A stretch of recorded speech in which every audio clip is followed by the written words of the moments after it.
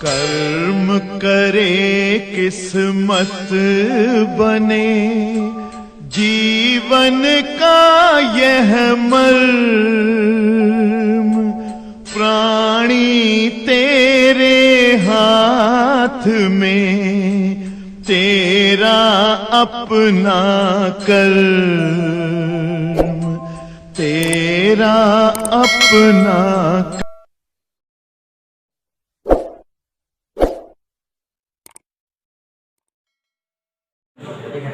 हाँ देखो बच्चों, यहाँ ध्यान से, हमने आपको कल की क्लास में समझा दिया कि प्रकाश के गुणधर्म क्या क्या होते हैं। कल की क्लास में हमने सब कुछ लिखा भी दिया और आपको यह भी एक्सप्लेन किया कि अगर जो है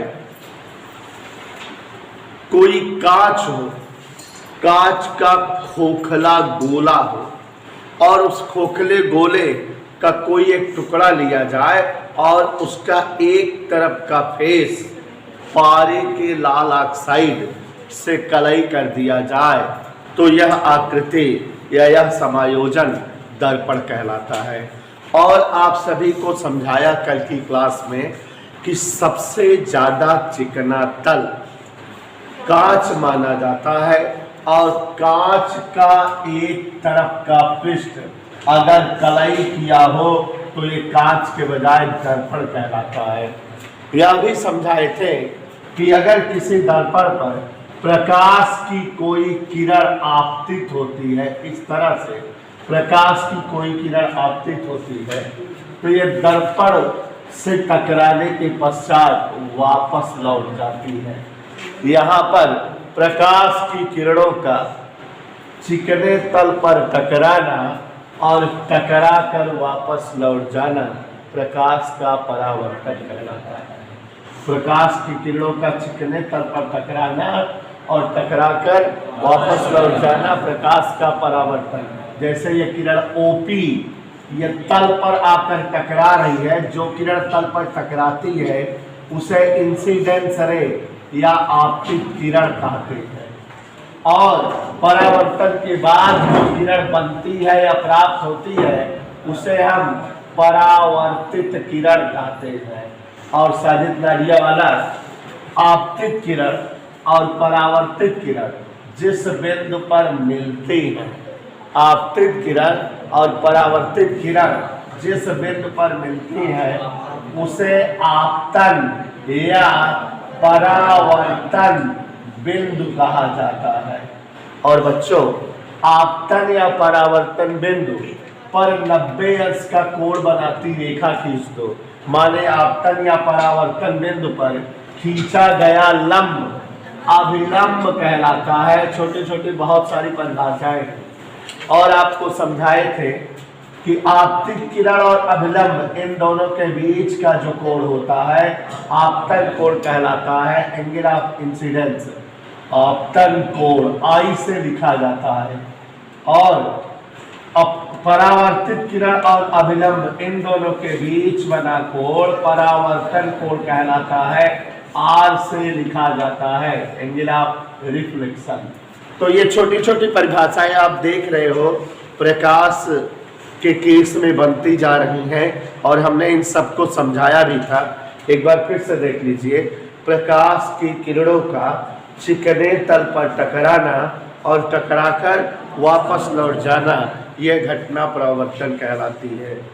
जो किरण तल पर टकराती है आपतित किरण कहलाती है। परावर्तन के बाद जो किरण बनती है परावर्तित किरण कहलाती है। आपतित और परावर्तित किरणें जिस बिंदु पर मिलती हैं आपतन या परावर्तन बिंदु कहलाता है। आपतन या परावर्तन बिंदु पर खींचा गया लंब अभिलंब कहलाता है। और अभिलंब और आपतित किरण के साथ बना कोण आपतन कोण, अभिलंब और परावर्तित किरण के साथ बना कोण परावर्तन कोण। इधर क्लियर। और बच्चों, यहाँ पर जो है परावर्तन के दो नियम होते हैं। एक नियम चित्र में दिखाई दे रहा है, आपतित किरण अभिलंब परावर्तित किरण तीनों एक ही तल पर है, एक ही जगह पर है। और दूसरा है कि ये दोनों कोण बराबर होते हैं, माने आपतन कोण और परावर्तन कोण दोनों समान होते हैं। तो ये इस तरह से बच्चों हमने आपको प्रकाश के परावर्तन के संदर्भ में बातें बताई थी, एक्सप्लेन किया था, और ये जो है कल की क्लास में हो चुका था। और कल की क्लास में आपको एक्सप्लेन किए थे प्रतिबिंब क्या होता है। दर्पण या लेंस के सम्मुख स्थित वस्तु का दर्पण या लेंस के द्वारा जो प्रतिरूप बनता है, फोटो बनता है, वही क्या होता है, प्रतिबिंब। और यहाँ पर जो है प्रतिबिंब की एक और परिभाषा फिजिक्स वाले निकाले थे, यहाँ ध्यान दीजिए। अगर ये कोई एक वस्तु है दर्पण के सामने रखी है, तो वस्तु से दर्पण पर किरणें आपतित होती है, और ये किरणें दर्पण से परावर्तन के पश्चात जिस बिंदु पर मिलती है, जैसे इस बिंदु पर मिल रही है, तो यह बिंदु इस वस्तु का प्रतिबिंब कहलाता है।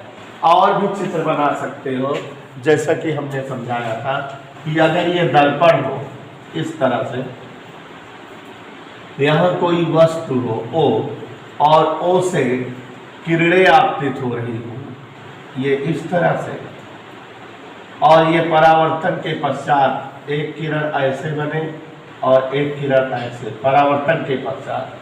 अब इन किरणों को आगे बढ़ाओगे तो कहीं नहीं कटेंगे, लेकिन पीछे बढ़ाओगे तो ये कहीं कट जाएंगी, और जहाँ कट जाएंगी वहीं उस वस्तु का प्रतिबिंब बनेगा। तो इस तरह से प्रतिबिंब की परिभाषा दी जाती है। दर्पण के सम्मुख वस्तु, देखो यहाँ भी है यहाँ भी है, चाहे जो दर्पण के सम्मुख वस्तु से दर्पण पर आपतित किरणें परावर्तन के पश्चात जिस बिंदु पर मिलती हैं या जिस बिंदु पर मिलती प्रतीत होती है, वही उस वस्तु का प्रतिबिंब कहलाता है। ठीक, प्रतिबिंब दो प्रकार के होते हैं, वास्तविक प्रतिबिंब और आभासी प्रतिबिंब। यदि दर्पण के सम्मुख स्थित वस्तु से आपतित किरणें परावर्तन के बाद किसी बिंदु पर मिलती हैं, तो यह प्रतिबिंब वस्तु का वास्तविक प्रतिबिंब कहलाता है। और अगर दर्पण के सम्मुख स्थित वस्तु से दर्पण पर आपतित किरणें परावर्तन के पश्चात किसी बिंदु पर मिलती प्रतीत होती है, तो वह बिंदु उस वस्तु का आभासी प्रतिबिंब कहलाता है। इधर क्लियर। और वास्तविक प्रतिबिंब हमेशा जानते रहिए उल्टा बनता है और पर्दे पर प्राप्त किया जा सकता है। सीधा प्रतिबिंब हमेशा जो है, आभासी प्रतिबिंब सीधा होता है और पर्दे पर प्राप्त नहीं किया जा सकता। तो ये सारी चीजें हम लोगों ने पढ़ी हुई है। क्या इसका चित्र तो कल बनवाए थे? कल की क्लास में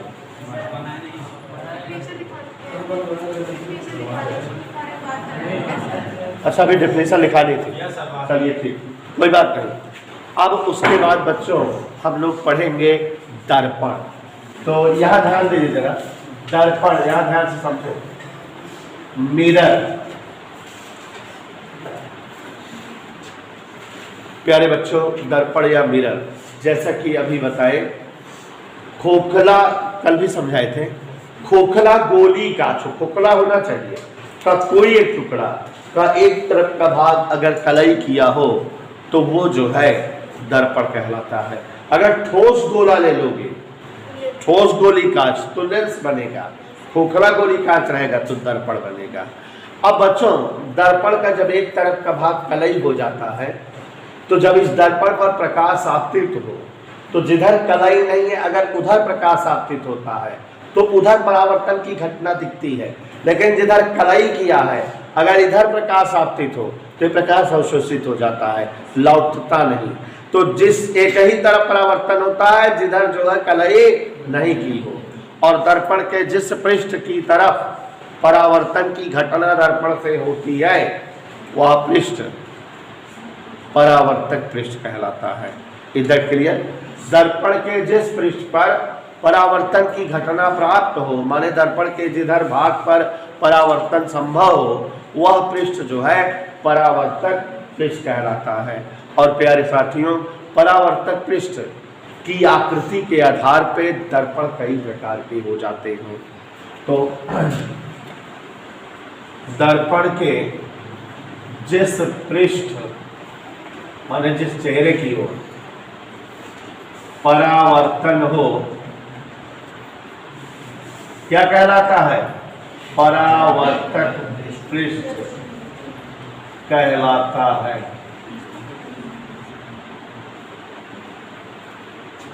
दर्पण के जिस पृष्ठ पर परावर्तन की घटना हो उसी पृष्ठ को परावर्तक पृष्ठ कहते हैं। इधर क्लियर? दर्पण के जिस पृष्ठ पर परावर्तन की घटना हो वही पृष्ठ क्या कहलाता है? और बच्चों ध्यान से समझिए, परावर्तक पृष्ठ के आधार पर, माने परावर्तक पृष्ठ अलग अलग आकार के होते हैं, के आधार पर दर्पण जो है 2-3 प्रकार के होते हैं। अगर किसी दर्पण का परावर्तक पृष्ठ समतल हो, लेवल में हो, टच करो एकदम लेवल में दिखता हो, तो वह समतल दर्पण होता है। जिस परावर्तक पृष्ठ का परावर्तक तल, जिस दर्पण का परावर्तक तल समतल, जैसे ये कांच है और अब ये दर्पण बना है, तो इधर इसका जो परावर्तक तल है समतल है, इसलिए कौन सा दर्पण है? ये समतल। और अगर किसी दर्पण का, जैसे ये कांच है, अभी ये कांच है, कलाई हम उस साइड कर दिए तो परावर्तक पृष्ठ इस साइड हो गया, परावर्तक पृष्ठ अंदर की ओर दबा हुआ दिख रहा है, ऐसा होगा, तो ये अवतल दर्पण है। जिस जो है दर्पण का परावर्तक पृष्ठ अंदर की ओर दबा हुआ या फंसा हुआ हो वो अवतल दर्पण है। अब यहाँ पर देखो, अगर हम ऐसे कांच का टुकड़ा ले लें और अगर इधर कलई कर दें इस साइड, तो परावर्तक पृष्ठ उधर बनेगा कि नहीं? उभरा हुआ या उठा हुआ बन रहा है, इसलिए कौन सा दर्पण हुआ? तो अब आप समझ गए कि परावर्तक पृष्ठों की आकृति के आधार पर दर्पण जो है 3 प्रकार के होते हैं। जिस दर्पण का परावर्तक पृष्ठ समतल हो, लेवल में हो, उसे हम समतल दर्पण कहते हैं। और जिस दर्पण का परावर्तक तल अंदर की ओर दबा हुआ या धंसा हुआ हो उसे हम अवतल दर्पण कहते हैं। और जिस दर्पण का परावर्तक पृष्ठ उभरा हुआ या उठा हुआ हो उसे हम उत्तल दर्पण कहते हैं। इधर क्लियर? बच्चों हम लोगों को कोर्स में अवतल और उत्तल पढ़ना है, समतल नहीं है। लेकिन हम आपको समतल दर्पण के बारे में कुछ चीज़ें बता दे रहे हैं कि जैसे बेटा कंपटीशंस वगैरह में जो पूछी जाती हैं वो आपको काम दे कि आप एग्जाम्स वगैरह दो तो आ सके। पॉलिटेक्निक की प्रवेश परीक्षा हो या IERT प्रवेश परीक्षा हो, समतल दर्पण से रिलेटेड क्वेश्चन जरूर पूछता है। तो मैं आपको समतल दर्पण की विशेषताएं लिखाने जा रहा हूँ। समतल दर्पण की विशेषताएं देखो बच्चों, समतल दर्पण के बारे में बता रहे हैं, ध्यान से समझो। समतल दर्पण की विशेषताएं, यद्यपि ये कोर्स में नहीं है, हमने आपको बताया, ध्यान से सुन लीजिए, ज्यादा से ज्यादा 10-12 लाइन बताऊंगा। समतल दर्पण की विशेषताएं। समतल दर्पण कहते किसे हैं? जिस दर्पण का परावर्तक तल समतल हो, लेवल में हो, उसी दर्पण को हम कौन सा दर्पण कहते हैं? समतल दर्पण। अब दूसरी बात कि समतल दर्पण के सम्मुख स्थित वस्तु का प्रतिबिंब सदैव सीधा बनता है। दर्पण के सामने अगर कोई वस्तु रहेगी, ऐसे मार्कर रख देंगे तो ऐसे ही मार्कर का प्रतिबिंब दर्पण में प्राप्त होगा। लाल वाला पोर्शन ऊपर रहेगा, सफेद नीचे, ऐसे ही दिखेगा, मतलब सीधा बनता है। तो समतल दर्पण के द्वारा प्रतिबिंब सदैव कैसा बनता है बेटा? सीधा। और जब प्रतिबिंब सीधा है तो ये कैसा प्रतिबिंब है? आभासी। माने समतल दर्पण के द्वारा किसी भी वस्तु का सदैव आभासी प्रतिबिंब बनता है। इतना समझ में आया? अब जो है कुछ खास चीजें, समतल दर्पण के सम्मुख किसी वस्तु का प्रतिबिंब वस्तु के आकार के बराबर आकार का बनता है। मतलब अगर जो है 2 सेमी लंबी कोई मार्कर रख दे हम दर्पण के सामने, तो इसकी जो फोटो बनेगी दर्पण में वह भी 2 सेमी लंबी होगी। माने प्रतिबिंब जो समतल दर्पण के द्वारा प्राप्त होता है उसकी ऊंचाई वस्तु की ऊंचाई के समान होती है। ठीक, तो मतलब समान ऊंचाई वाला प्रतिबिंब बनता है। समतल दर्पण से समान ऊंचाई का प्रतिबिंब, वस्तु के समान ऊंचाई का प्रतिबिंब बनता है। जितनी ऊंची वस्तु रहेगी उतना ही ऊंचा उसका जो है दर्पण के द्वारा प्रतिबिंब बनेगा। एक और खासियत ध्यान से देखो, समतल दर्पण के सामने जितनी दूरी पर वस्तु रहती है, जैसे अगर आप दर्पण से 2 सेमी की दूरी पर खड़े हो तो आपका जो इमेज होगा वो दर्पण में 2 सेमी पीछे दिखेगा।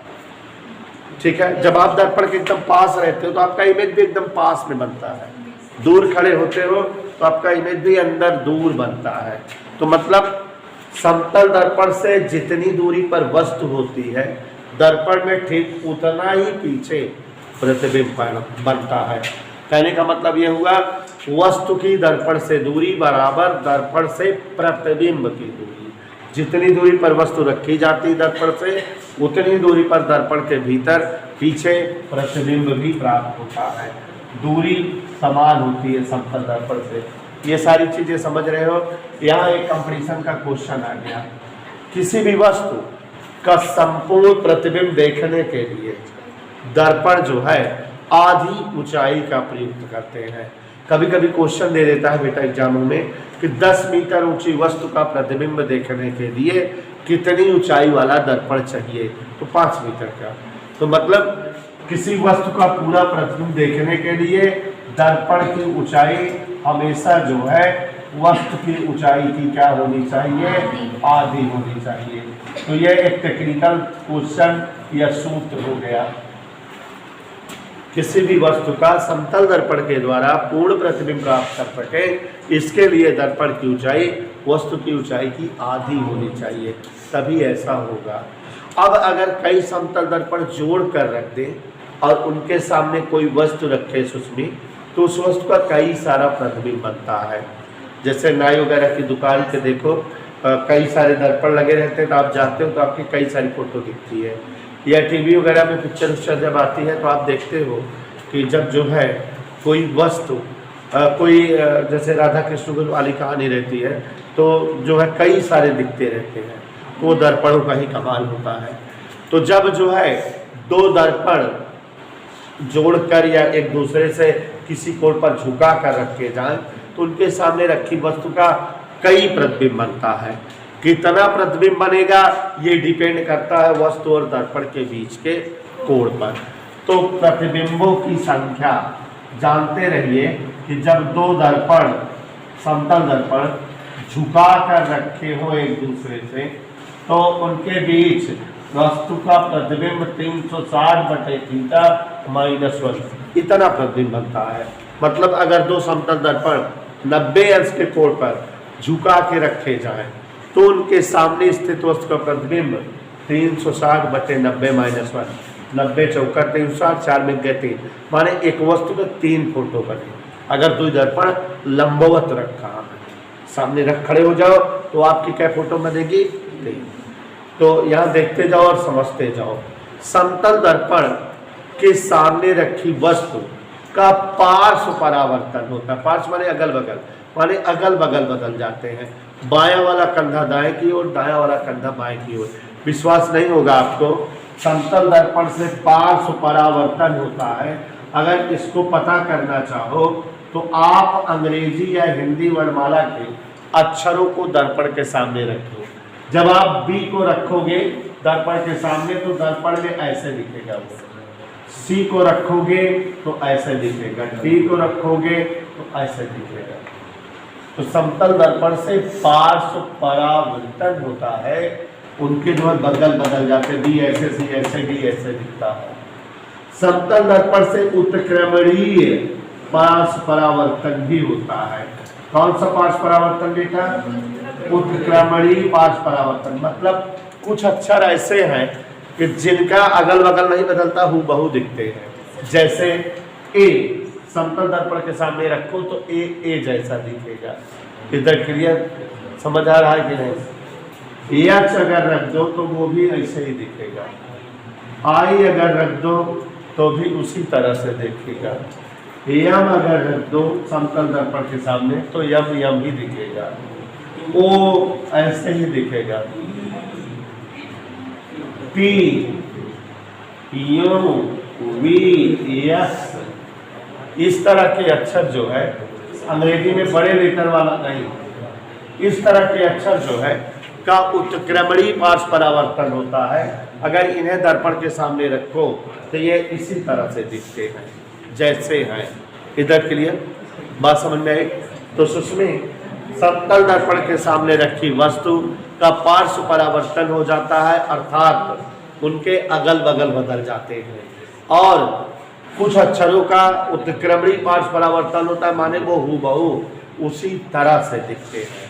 अब एक और जो है खासियत जान लो समतल दर्पण की, कि अगर समतल दर्पण के सामने कोई व्यक्ति 10 मीटर पर सेकंड के वेग से दौड़े तो उसे उसका प्रतिबिंब 20 मीटर पर सेकंड के वेग से दौड़ता प्रतीत होगा, आभास होगा।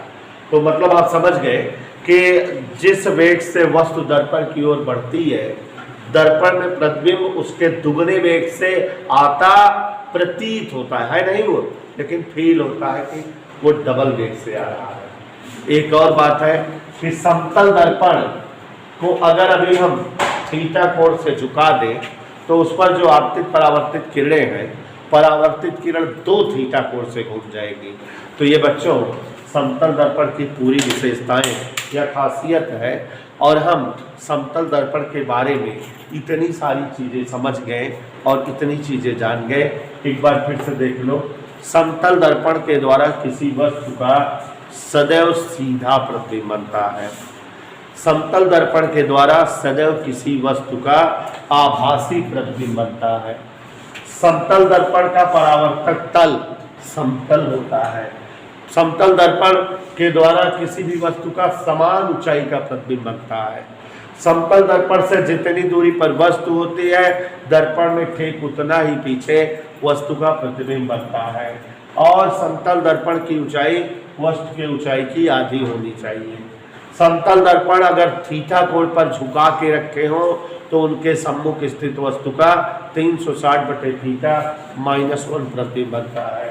पार्श्व परावर्तन समतल दर्पण द्वारा होता है, किनारे बदल जाते हैं। समतल दर्पण द्वारा उत्क्रमणी पार्श्व परावर्तन होता है। समतल दर्पण की खासियत बताए कि समतल दर्पण हमेशा जितने वेग से वस्तु आती है उसके दुगने वेग से प्रतिबिंब आता प्रतीत होता है। समतल दर्पण को थीटा कोण घुमाने पर परावर्तित किरण 2 थीटा कोण पर घूम जाती है।